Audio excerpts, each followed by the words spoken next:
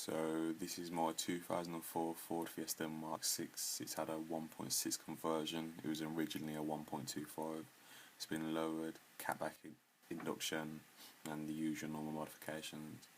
When I first went to put the splitter on, I was in a bit of a rush because Ford Fest was the following day, so I didn't measure everything out properly, so it's a bit wonky either side, so that's what I'm going to be sorting out today.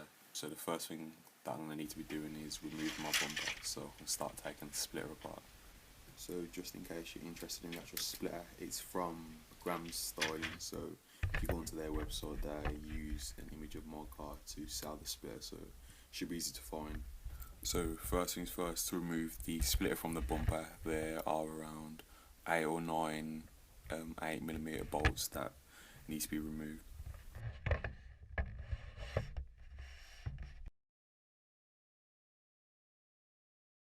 So here you can see where I originally cut the splitter. It's probably not the best cut I've ever done. And so if I go and measure both sides, you can see that one side is around 2 inches and the other side is pushing about 2.5, 3 inches. So I need to measure the difference accurately and then cut the difference from in the middle.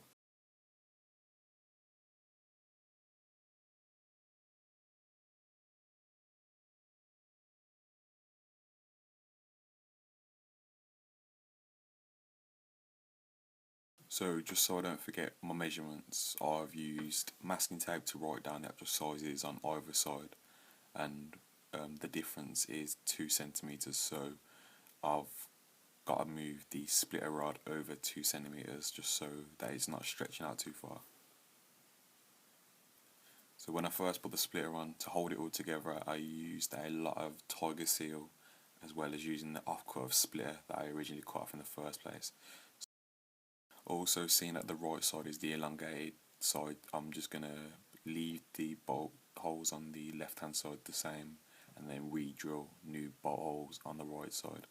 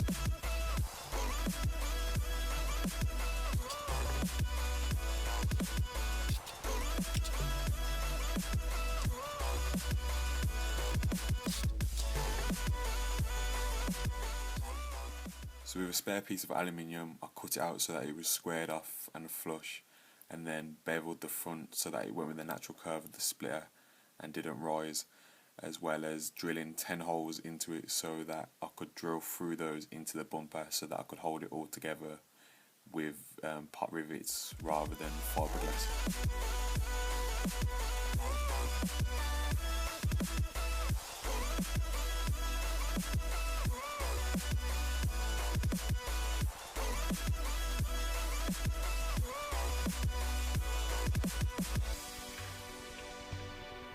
And then using masking tape again, I put that over the splitter so that I could put the metal piece that I made on to get a template of where I should drill the holes through.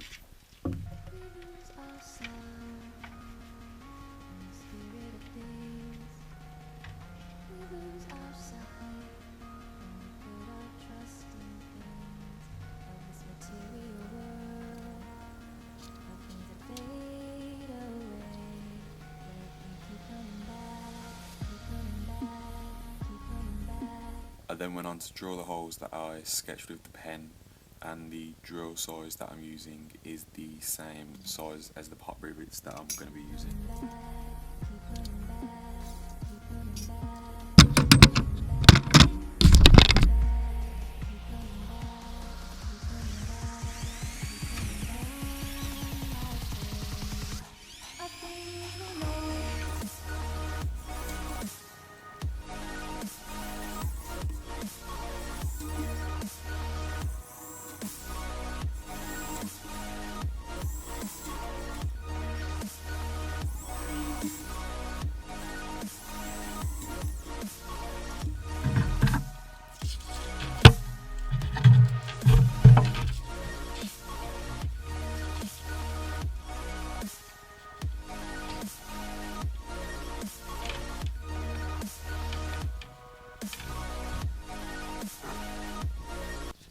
With the splitter sitting flush with each other and the holes drilled out, I can now put the aluminium on top of the actual splitter and then start putting rivets through it.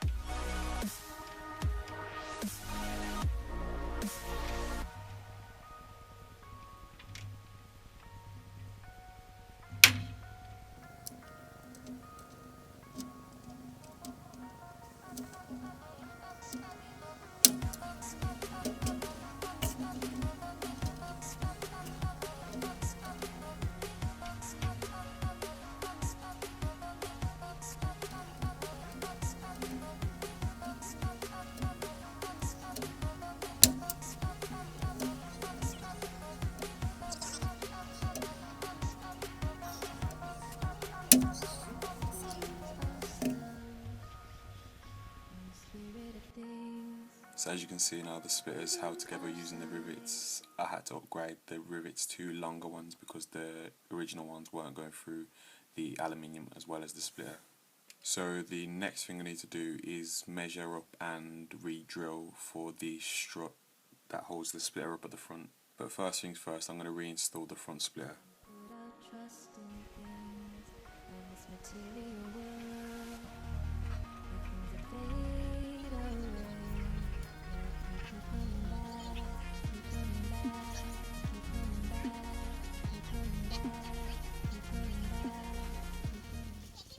So in order for me to keep the bumper at the right size on both sides, I used masking tape and then re-measured, and whilst doing that I used a black pen and drew on the masking tape to show me where the curve is so that it's the right size.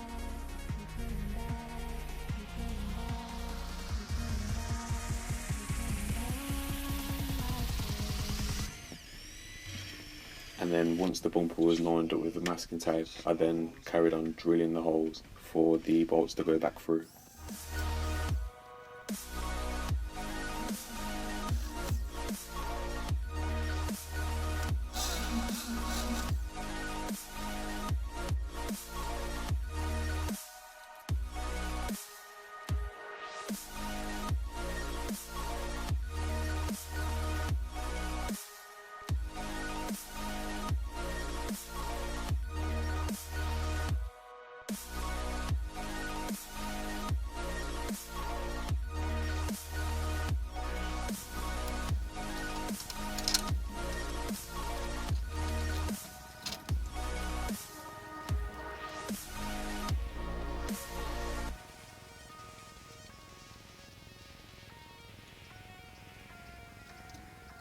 So when I was getting ready to re-drill and reinstall the front strut, I measured it again and it wasn't as far off as I thought it was going to be, so I just shortened the actual strut so that it fitted in within the original holes.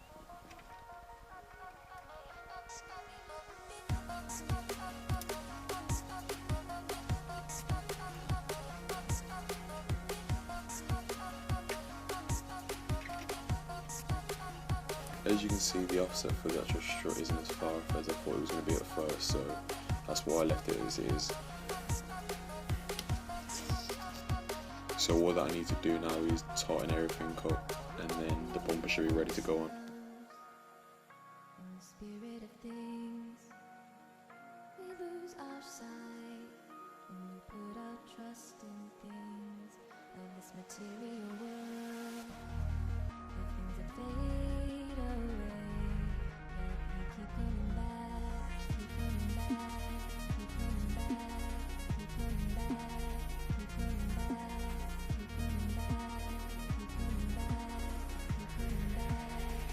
And now this installation is finished. If you found this useful, then please like, share and subscribe. Thanks.